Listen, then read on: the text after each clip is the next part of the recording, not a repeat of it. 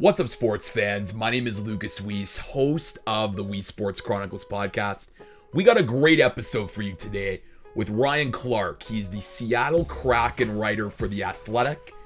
In this episode, I chat with Ryan about a bunch of different topics, from covering the Kraken franchise that doesn't drop the puck until 2022, the viability of hockey in Seattle and how this franchise will cultivate a new fan base, as well as Ryan's sports media career and his article on Jaccob Slavin's adopted black child, which ended up being one of The Athletic's best articles of 2020. So if you haven't read it yet, I highly recommend you doing so.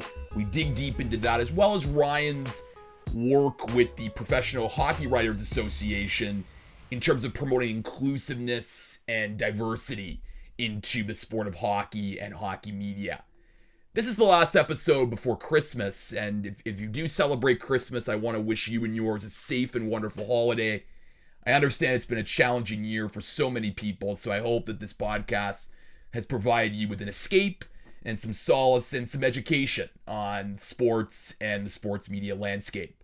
As always, you can find the Weesports Chronicles podcast on YouTube, Apple Podcasts, and Spotify, so make sure to like, rate, watch, and subscribe to all three of those channels.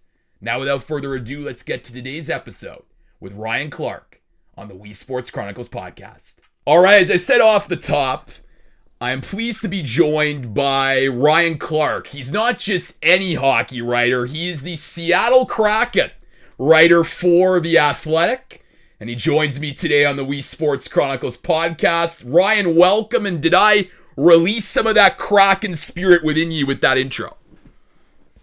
Well, Lucas, this was a fun podcast. Be sure to tune in next week when Lucas's guest will be anyone who isn't me, because he made that horrible joke. So, goodbye, everyone. Yeah, thanks for having me on. And yeah, the release the Kraken joke, it's the one everybody keeps coming back to, and it's like, dear God, please let this stop. Yeah.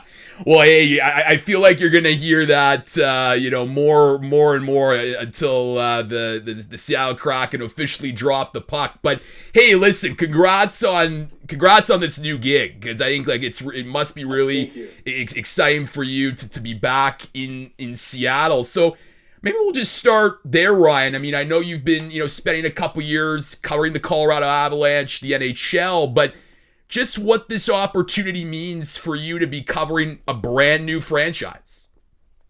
I mean, that's just it. It's something new, because when you think about other teams that have been in existence, let's say, except for the Golden Knights, I mean, everything's been pretty established, and it's stuff that, I think people just might take for granted. So it's stuff like, what does a TV deal look like? Because everybody's so used to watching teams on certain networks. So that's something new. And how do the Kraken navigate the draft, especially a draft like this year, where scouts might not be able to watch prospects in person? Or, you look at something like the World Juniors, which is such an important event for scouting purposes. How do you go about handling something like that when access is going to be restricted? Or what do you do with European scouts? And so, if you are a team, let's say like the Philadelphia Flyers, have been in existence for decades upon decades. Not that anyone can afford a bad draft class, but that's the organization that, hey, look, they've got other draft classes they can rely upon to really fill that need if something goes awry with your 2021 crop. Whereas if the Kraken, this is it. And not only is this it, but they've got to build this from the ground floor, in the sense of, when you look at their analytics staff, they have to build their own database. They have to build their own prospect list. It isn't like they've had years upon years of viewing, so all of it is new. And so just all that stuff is just so interesting, among other things about the Kraken. Well, you mentioned the analytics, and you actually wrote a really compelling piece for The Athletic just about their analytics department and how it's, becoming, without even the Kraken beginning, it's becoming one of the largest analytics departments. So I'm just curious, why did they decide, to go in that direction? Obviously analytics is becoming such a more integral part of the game, but it's clear that they're trying to build an advantage already, even before the franchise begins. Well, it's one of those things where when you look at one of the first moves the Kraken made, it was Alexander Mandrycky, because they felt like analytics could be something that they could really use and benefit from. And so when you look at what they've done so far, analytics has been a massive part of it, even going back to Ron Francis, because, I mean, it's the now famous story of how Alexandra Mandrycky, they hired her with the idea that we want you to put together a model that looks for the perfect GM, with the idea that the GM might move on from you if he feels like there's someone else he wants to hire. And so, of course, we go with Ron Francis and Alex, they get along more than well. And Ron loves having her there and vice versa. And so they decided to build out the staff. And, what they did is they just said, like, let's do more than just analytics. Like, let's take advantage of this in a lot of ways. And the hire best represents that is someone like Namita Nandakumar. So she was someone who was known in hockey circles for her public work on analytics, but then she went to go work for the Philadelphia Eagles. And the thing that the Kraken are going to be able to use with someone like Namita and her background is she's been in another sport, and she can view things extremely differently. So with her, looking at prospects in the draft, she has this experience of saying, if we need to go find a boundary corner, let's look at from the top conferences like the Southeastern Conference or the Atlantic Coast down to the Southland Conference. And it's no different than, hey, if you want to go find, a puck-moving defenseman, do you go major junior? Do you go to Europe? Do you go to the NCAA? Is there someone kicking around in the NAHL that people aren't necessarily aware of? And so to be able to have that, to be able to draw on different experiences, like that's what makes the 5-person team the Kraken has built such an intriguing one, is because there are so many possibilities. And you mentioned earlier about the whole prospect evaluation process and how it could be hindered because of the COVID-19 pandemic. And look, Ryan, I mean, if the NHL season, starts up again, it may be an all-Canadian division and the border is still closed. So that's going to present some challenges. So from your reporting or knowledge, how are the Kraken sort of handling and combating these challenges to try to gain an edge over the competition? I think it's fair to say maybe a realistic optimism in the sense of, like, there were some things they were able to do pre-pandemic. So when you have scouts in place like Cammy Granato, it allows you to get some live viewings on players that you would look at in the expansion draft. Ron Francis, Rick Olczyk, they had also done some scouting as well. So, like, those are some things they were able to do. But at this point, it's really being able to rely on the experience you have with your scouting staff. And so when you look at the people they've hired, like Robert Cron, I mean, Robert Cron was someone who was in Carolina for several years. I mean, he was part of the staff that saw Sebastian Aho, Martin Natosh,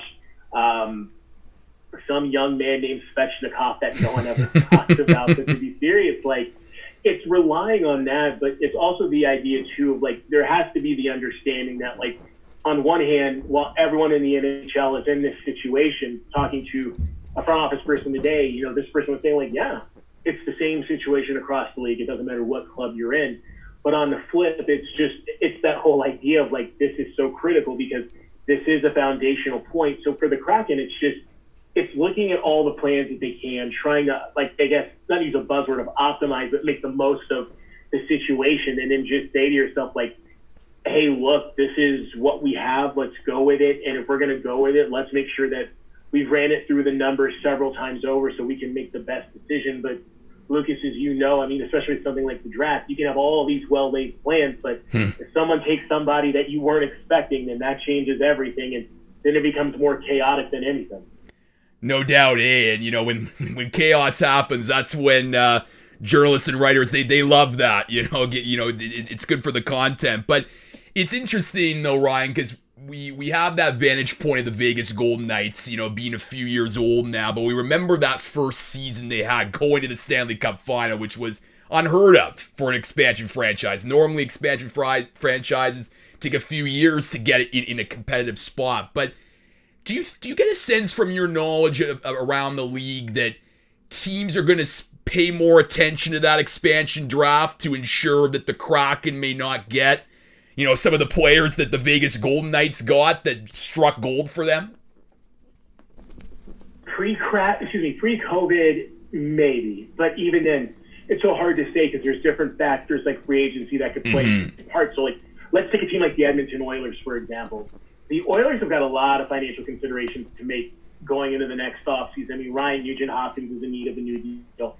Adam Larson the same. And then it's the question of, is this a one-off for Tyson Barrie, or does Tyson Barrie play well enough there for them to say, maybe let's try to facilitate something? Or let's look at the Tampa Bay Lightning. I mean, that's a team that they've got all sorts of cap things to consider. Yep. So you're always going to have those teams, but what makes this different is course, it is the flat cap. Yeah. I mean, the fact that we already saw this past summer guys like Vladislav Nemesnikov come off of making $4 million annually over the last two, and now he's making $2 million annually over the next two.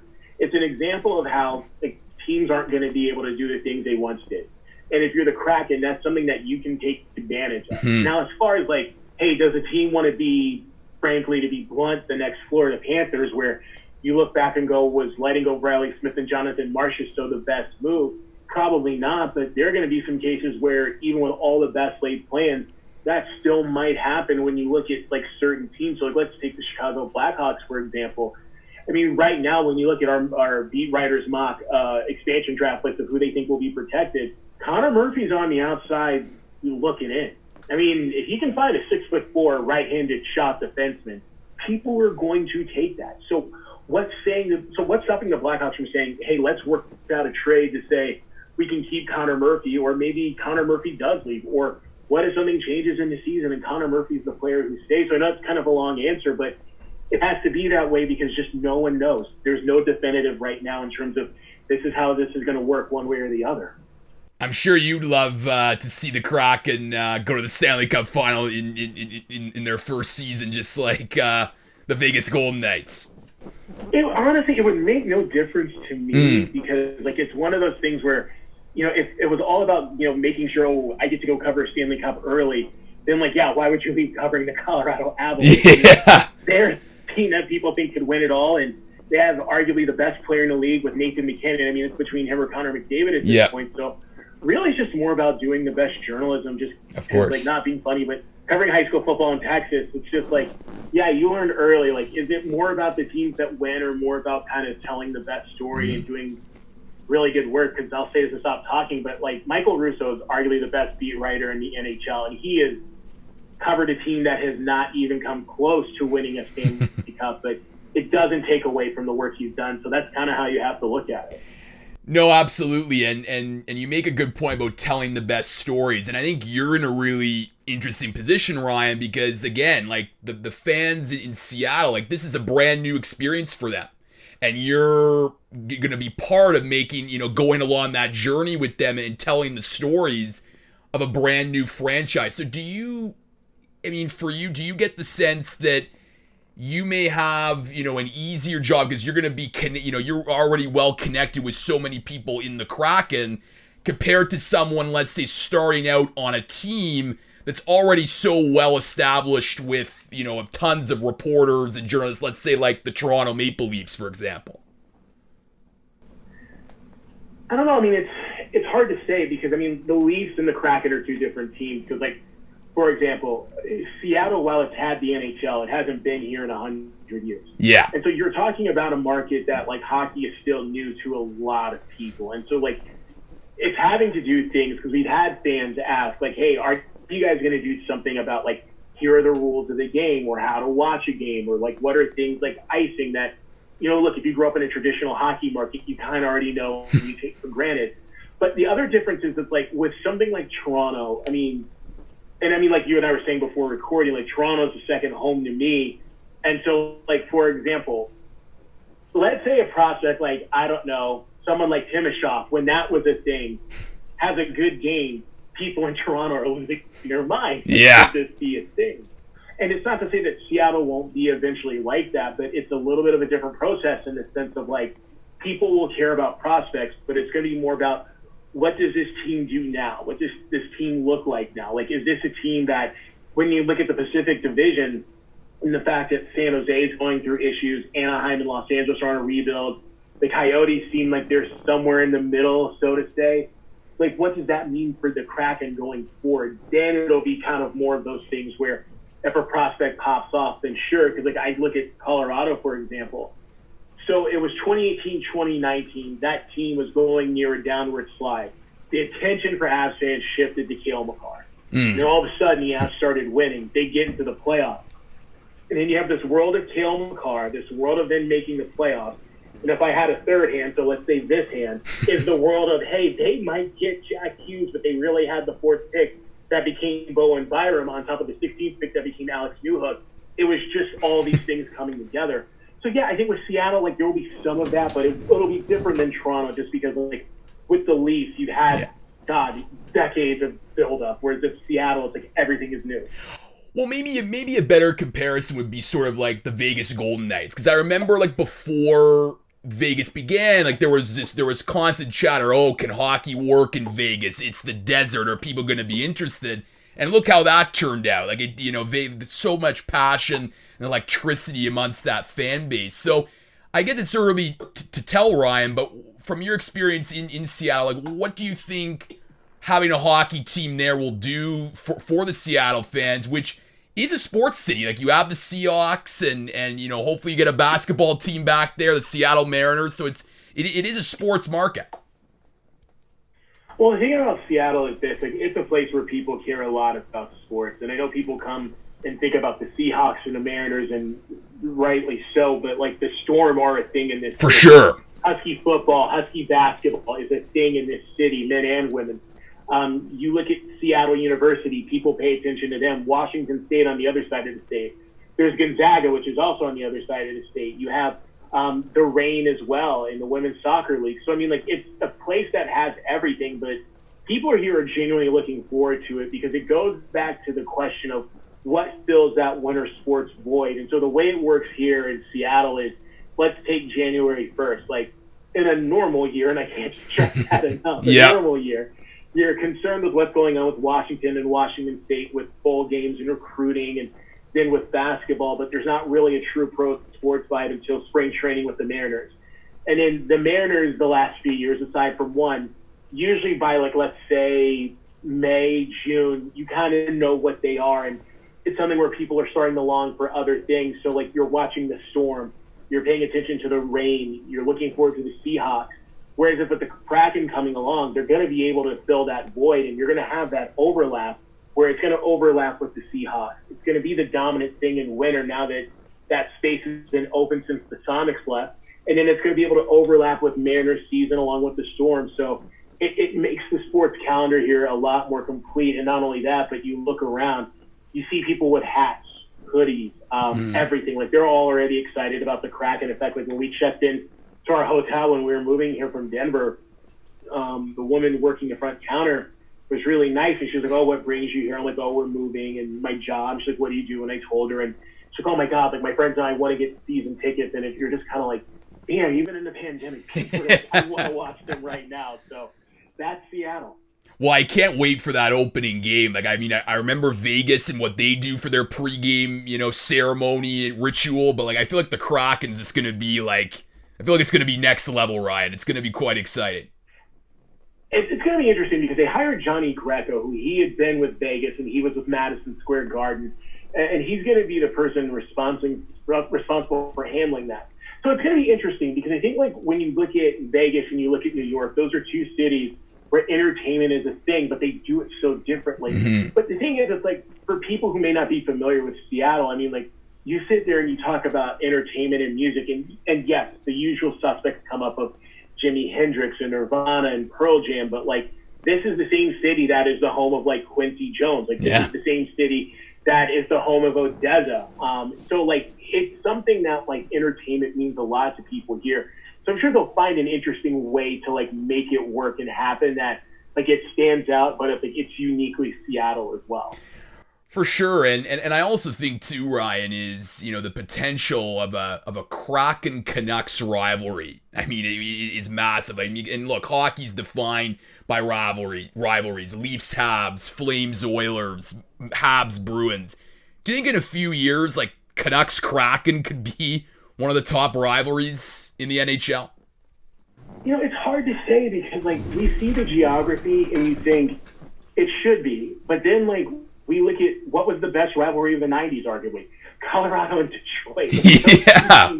Are geographically nowhere near one another. Or, like, when you look at the Sharks and you look at the Golden Knights, like, it's a rivalry that develops, like, really, really quickly. And so, like, it's interesting to say Vancouver, and, I mean, it makes a ton of sense just because the proximity. But what's fascinating is when you look at those two cities, it never really had that before because, like, let's look at the Sounders, for example, which, again, another example of a team that people go ape over here in this city. like there's the Sounders and then there's the Whitecaps. And like with those two, it's kind of, they're there, but it's not really a thing because like if you're going to say, okay, do the Sounders have a Canadian rival? Oh God, it's TFC. Yeah, of course. I mean, it is. Mm-hmm. But like when you look at other times when there's been some crossover, like the Grizzlies and Sonics played each other, but like if there was a rivalry, you could argue it was more maybe Portland and Seattle. Yeah. So to see how this works, I mean, maybe that's the case. But I mean, who's to say that their rival might not be someone else? Because I mean, you know this better than anyone. Like two teams could just be random teams, and then just one event, and all of a sudden, boom, a rivalry is born. Like Colorado and Minnesota, like that one playoff series changed everything. So it's just, or better yet, take Pittsburgh and Washington. Yeah. Or Crosby and Ovechkin. Like, yeah, there were some fierce games, but it's not like it is now where it's like you pick one side of that rivalry, you can't stray over.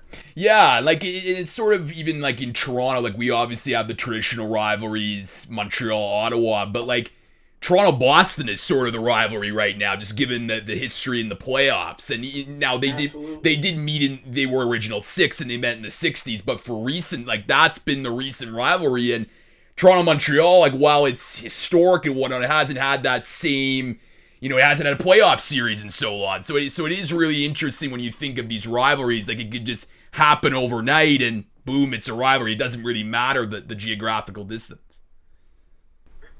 No, I mean, it doesn't. And, like, that's the hard part. I mean, like, we talk about the Stanley Cup, and I think we all think back to 2011 with Boston and Vancouver, where it's like that became a thing. And so to see what's really going to happen with Seattle, I mean, like, who's to say? I mean, this is probably the worst joke to make, but I'm kind of curious what a rivalry would look like with them and the Coyotes, just because, like, there have been so many people from Washington who they're like, I'm being priced out of my home, so I need to air so, like, maybe it's something like that where, like, maybe Coyotes fans are just like, there's too many Washingtonians here, so let's cheer against the Kraken, or who knows, but, like, that's just it. I think you can throw a dart and say, what's stopping them from having a rivalry with the Panthers or whomever? So we'll see, but it looks like the Canucks would be the odds-on favorite, but then again, we shouldn't talk about odds-on favorite because gambling is bad. That's PSA today. There you go. It's why I brought you on, Ryan. There you go with the helpful PSAs. But it's all about the kids. No, of course.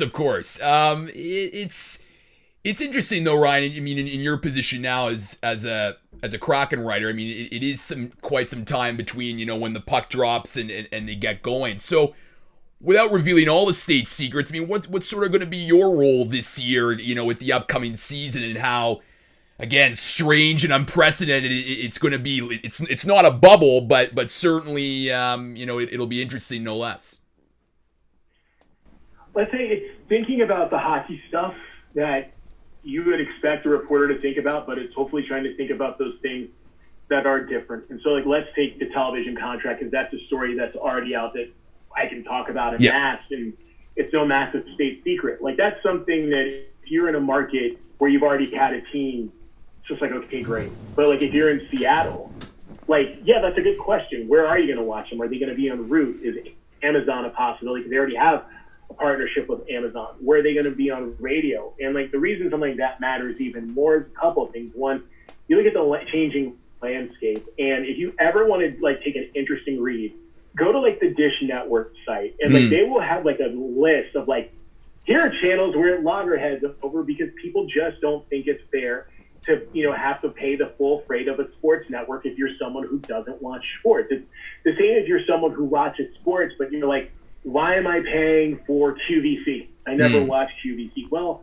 QVC by comparison is super cheap because it's not paying, like, billions upon billions for a rights deal, and they've got to get that money somehow, and how do you think that happens? And so, like, it's things like that, explaining how the business works, why it's important, and then the other thing too is, like, covering the Avalanche, which this might sound bizarre.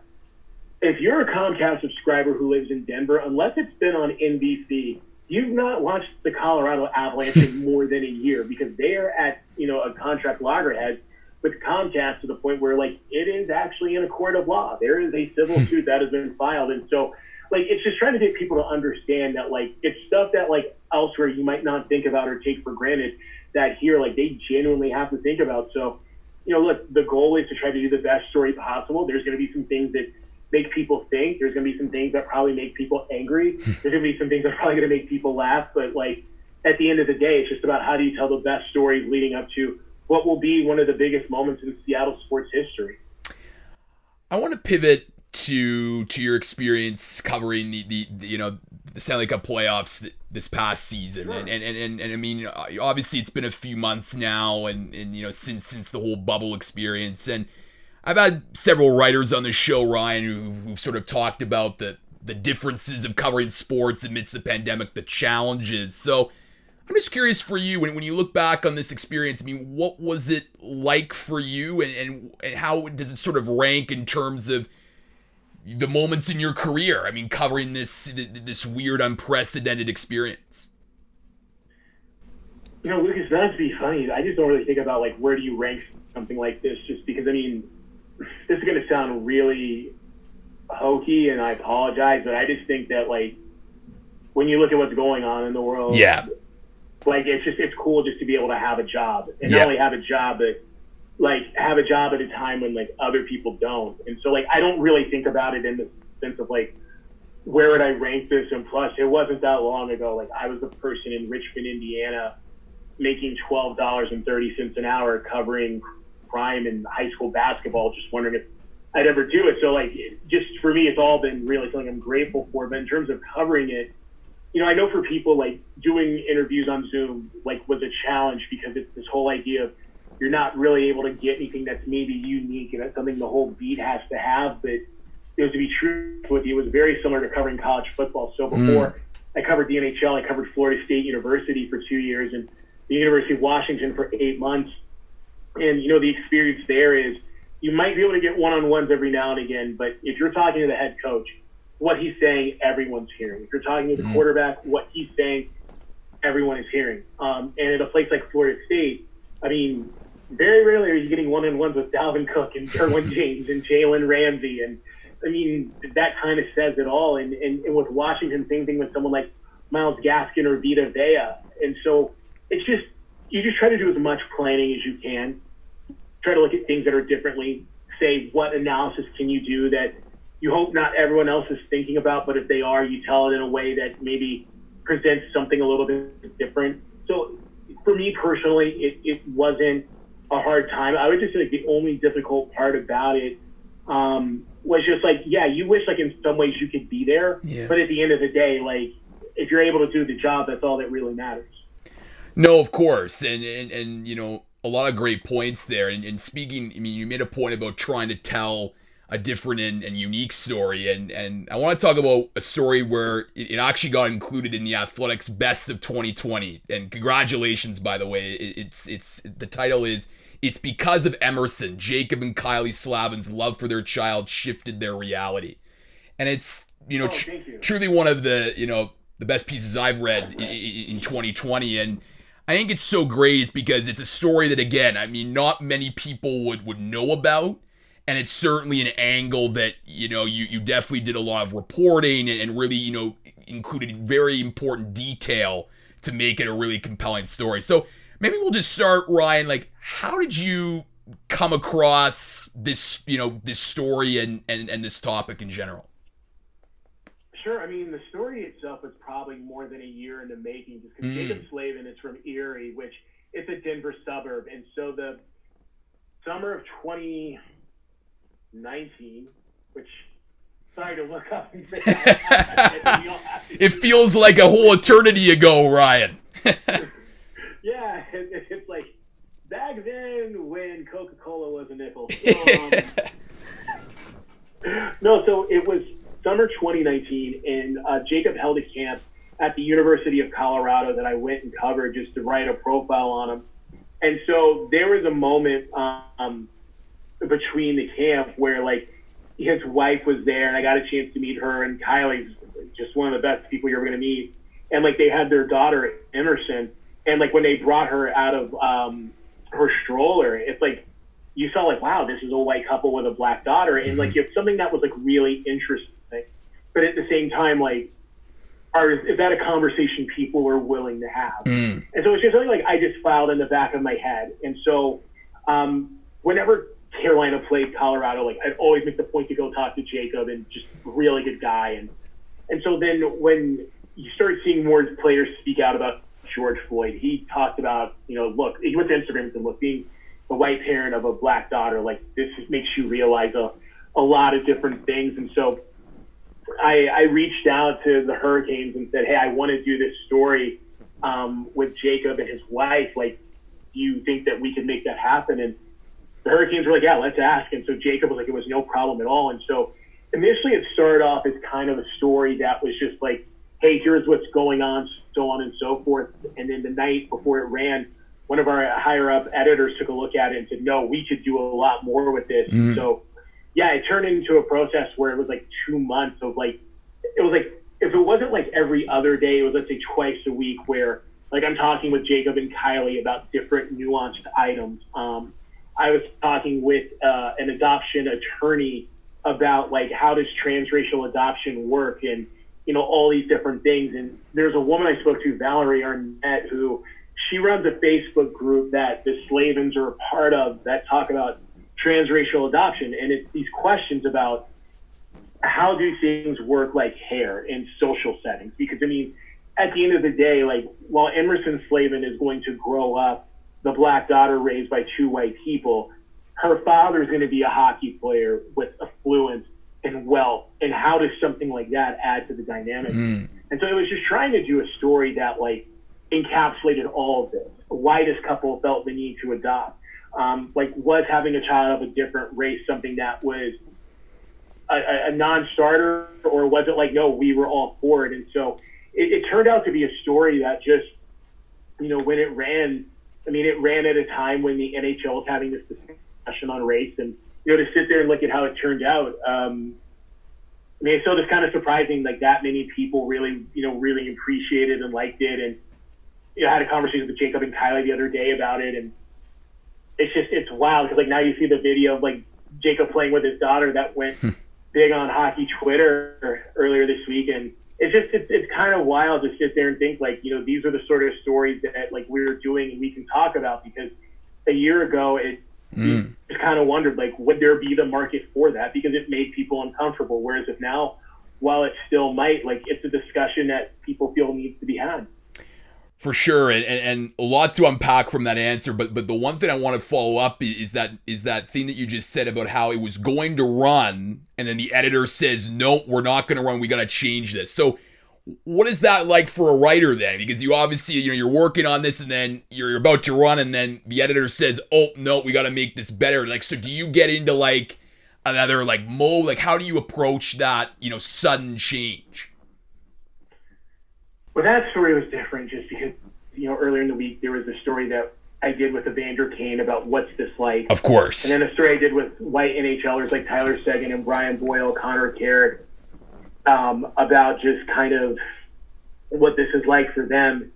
And so to have an editor come like that week, it was probably not the thing I wanted to hear, not because it was some sort of like professional pride, but it was just more, and I'm probably saying more than I should here, but like, it's the stress of dealing with those stories, and it's the stress of that week. Is like at The Athletic, we were having some very serious conversations about race. Yeah, it's not just on the NHL vertical, but everywhere. Yeah. And it's people coming to you asking how to write about race, what questions to ask. Mm-hmm. It's friends coming to you, both in this industry and out of this industry, wanting to talk about things.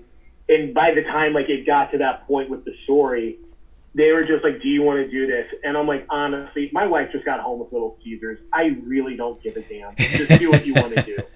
But like, it was a process that, like, don't get me wrong, it was painstaking.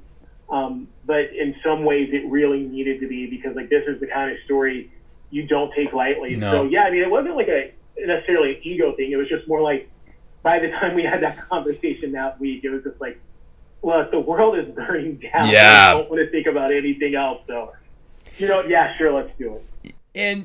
And I find it, interesting, especially when interviewing writers about, doing these long-form features, is getting the interview subjects to a place where they feel comfortable to reveal, intricate details. And to me, the sort of lead block where Jacob and Kylie are at this grocery store, and there's the sudden questions that come with a white couple with a black child. I mean, how did you, I guess, get them to a place where they could feel comfortable to reveal this information that, again, provides real great detail for the story?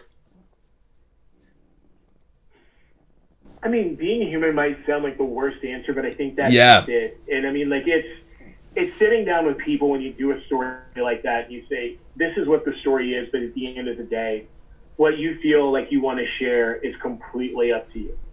And you just try to be respectful of that, because, like, I think it's one thing if you're doing a story about something of, like, a much more serious significance.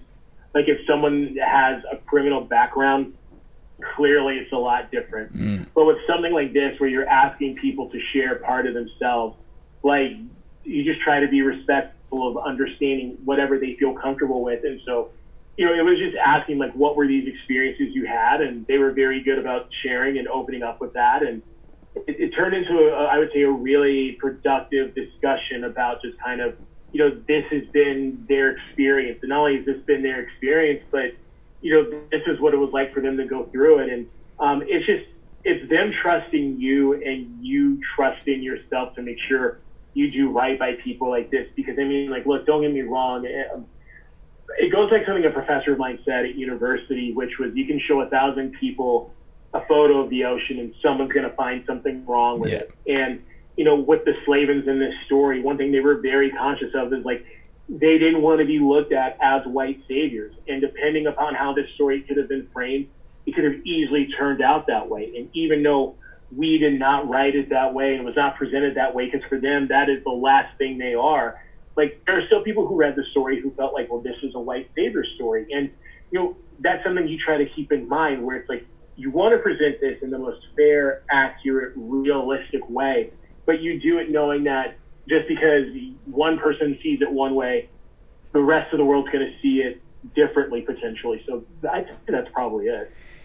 Yeah, and pivoting away from the story, but keeping the topic of race in mind. I mean, obviously, a difficult, challenging year where a lot of these conversations occurred as a result of George Floyd's death, and you mentioned some of the stories that you wrote on Evander Kane and some of the white NHL players. And I had Arpon Basu on the podcast, who is a colleague of yours at The Athletic, also working as the co-chair of the inclusion committee at the Professional Hockey Writers Association, and he was talking about some of the. I wonder who is co-chairing. Yeah, there you go. Right, right here, and I now got the complete committee, the two co-chairs. So.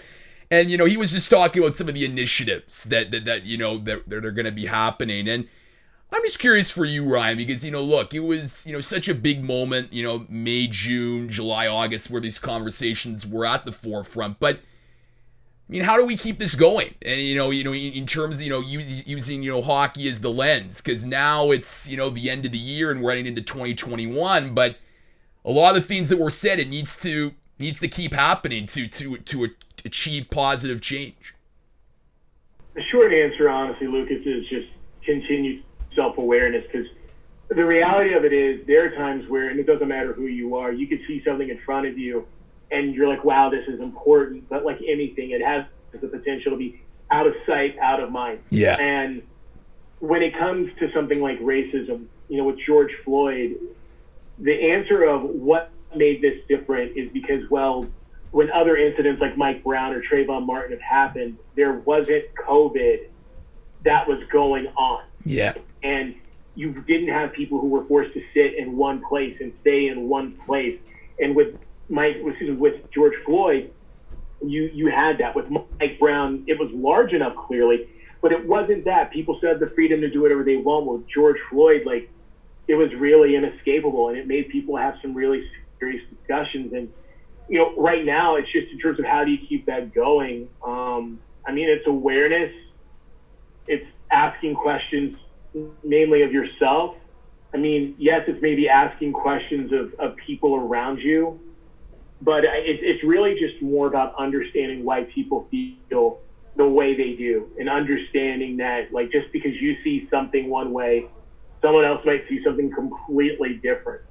And I think because of that, that's how the conversation goes. But, like, there also has to be the understanding, too, that, like, frankly, don't be surprised if you run into someone who's a person of color who isn't exactly feeling optimistic about this, because there were some interviews I did on podcast and radio where people were like, is this a turning point? And my honest answer was, Malcolm X being killed was supposed to be a turning point. Edgar Everett, no, Martin of course. Luther King, the Civil Rights Movement, Rodney King, Reginald Denny, the LA riots, the Watch riots. I mean, the list goes on, and these weren't. So why would you feel optimism? So it would be that, but also in terms of, like, sports and specifically hockey, it's going to be certain things that happen. I mean, we saw what happened with Mitchell Miller. And people raised some conversations about, like, how does the Arizona Coyotes, a group that is owned by, a Latinx Hispanic owner in Alex Morello, with the Hispanic team president, who's also Latinx in Javier Gutierrez, like, how do they draft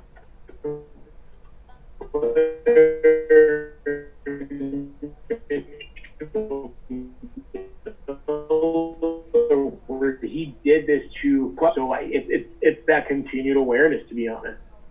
No, absolutely. And, like, I think that self-reflection point, I think, is a really important one. And I know I and many others, during that time of being in one place, self-reflection was so important. And I mean, there were significant, moments with Matt Dumba in the bubble and all the players gathering in that press conference in Edmonton. I mean, that was significant. And I just think, I mean, and our Pond made this point too, is just, also getting more diverse voices speaking about hockey. And, from a media perspective as well, I think it is certainly, important as well to think about, because that's another part of the conversation, is enhancing diversity and enhancing, people of color voices in the sport. And the Athletic's doing a great job now of, they are launching a culture vertical to make sure that, there's stories being told about sports and culture. So, like you previously said, I mean, a year ago, these stories would have been uncomfortable and not really talked about, but now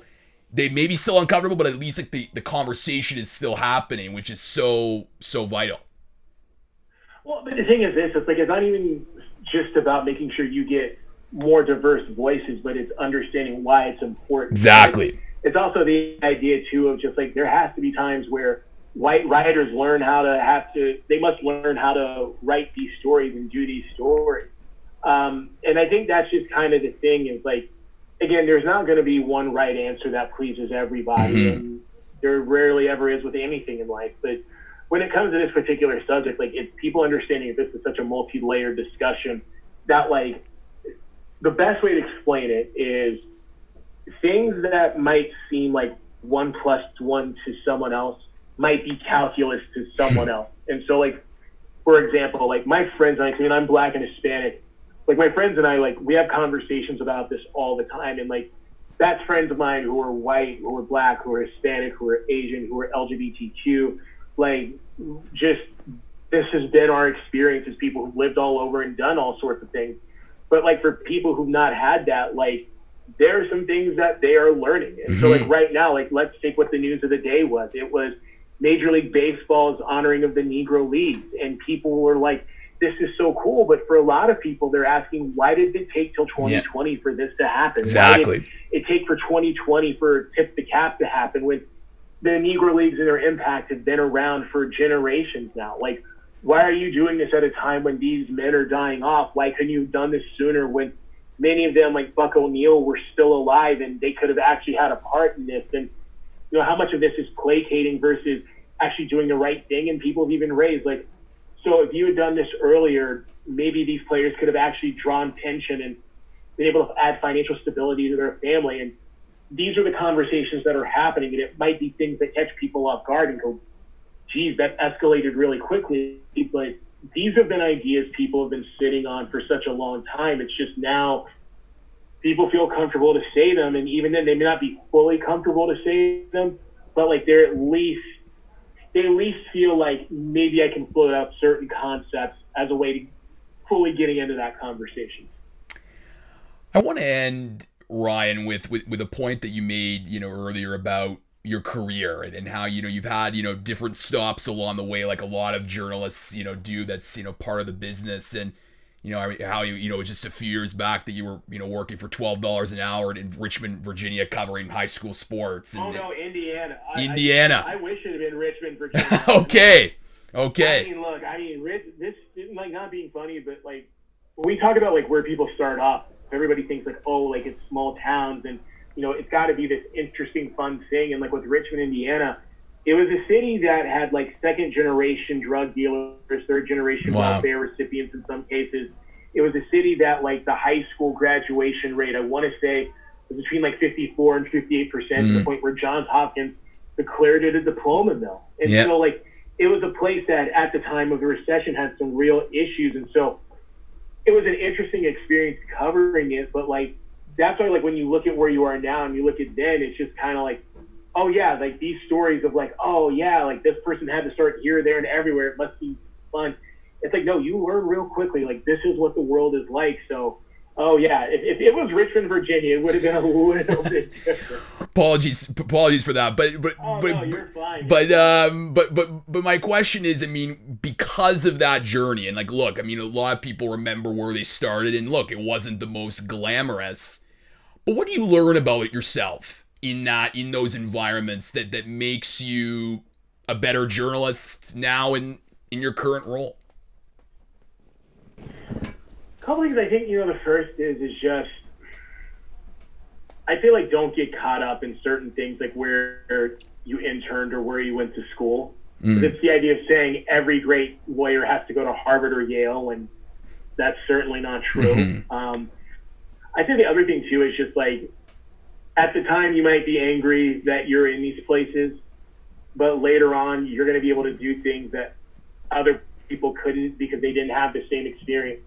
And so like living in Richmond, Indiana, like and seeing all those different things, like it gives you this experience of being able to not only write about hard news and breaking news, but like you have to learn really quickly how to canvass a city.